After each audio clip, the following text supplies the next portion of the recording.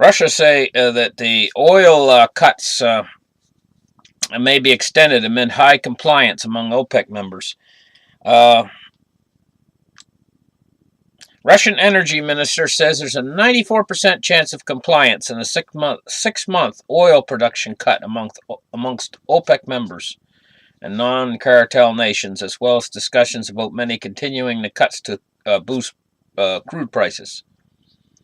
Alexander Novak made these statements Sunday in Kuwait as a compliance meeting. So, there's nearly a dozen other countries pledging in December to cut an additional 558,000 barrels a day. So, here's what's going on. Russia and OPEC are taking it on the chin, and West Texas and West Texas crude is increasing production. And all of this is down to the timing. It's the timing of the West Texas oil production. West Texas and the Permian oil basin is the holdup in the whole world for the rise in the price of oil. Oil prices going back up again. They're what's holding it down. And I've said this a lot of times. The dollar's dead when the price of oil goes back up again this time. Because what we're going to have is we're going to have an end to the deflation we've been having.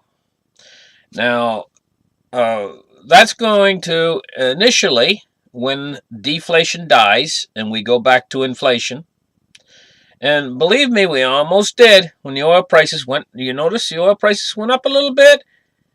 And what happened was now we got a stimulating, the deflation went back a little bit, and now the Fed's raising rates to try to get the deflation going again. The Fed wants deflation. They don't want the inflation. This is a secret they're holding from you. They actually like deflation. They like this little bit of deflation because they can control it. They know if they lose control of inflation, it's all over. It's game over for the Fed. It's game over for the dollar. But they're going to lose it. They're going to lose it when the price of oil goes back up. And it's all key to West Texas. Everything's keyed into West Texas.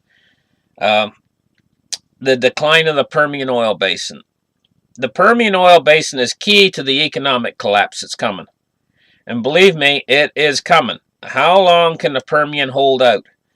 It depends on if oil prices go up a little bit, it helps the Permian. They can actually put wells online. The Permian oil basin right now has a whole bunch of oil wells, shale oil wells, that have been almost completed.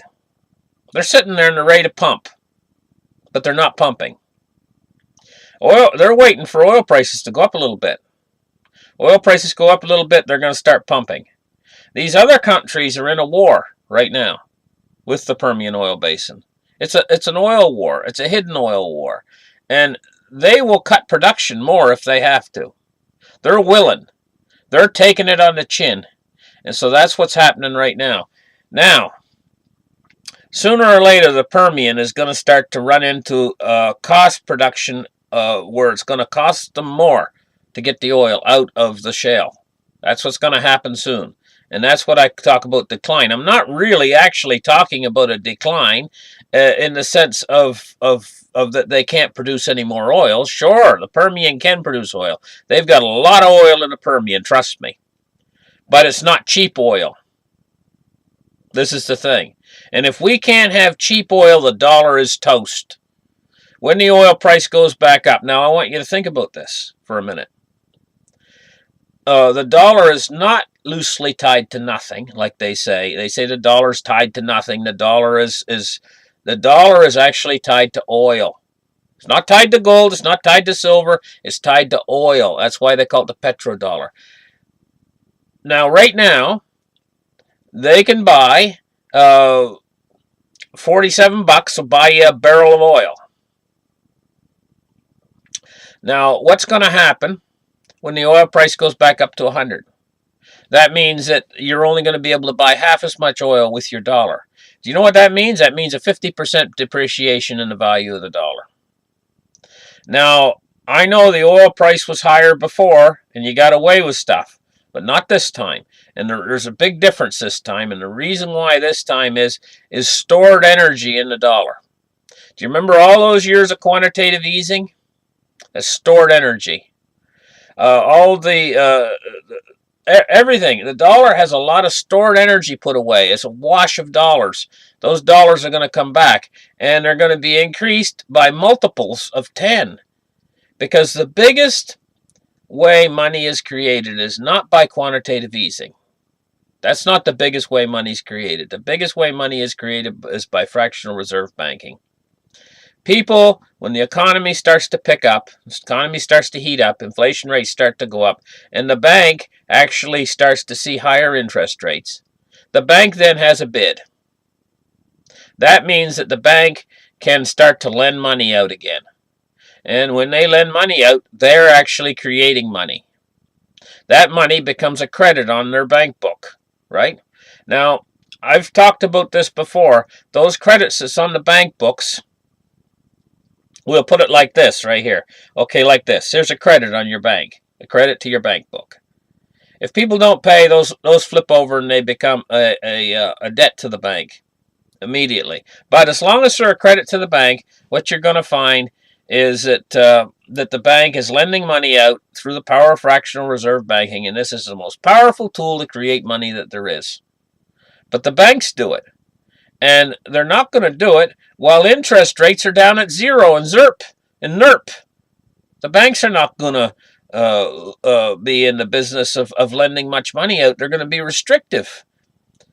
When the money lending is going to happen is when the interest rates go up a little bit. Then the banks can make some money. They're going to be out there making money and loaning money. And then the economy's going to pick up. When the economy picks up, everything starts to heat up. All these people who've been saving money start to release the money that they've been saving into the economy. And that's when you see the velocity of money picking up. It's like an airplane taking off. It has to reach a certain speed first. Well, what we've been in for the last while is the airplane has just been sitting there. You ever go for a flight and you're sitting there and you're sitting on board the airplane. They got the engines running, but you're not moving at all. Not moving. You just look out the window and the airplane's just sitting there, and the engines are running.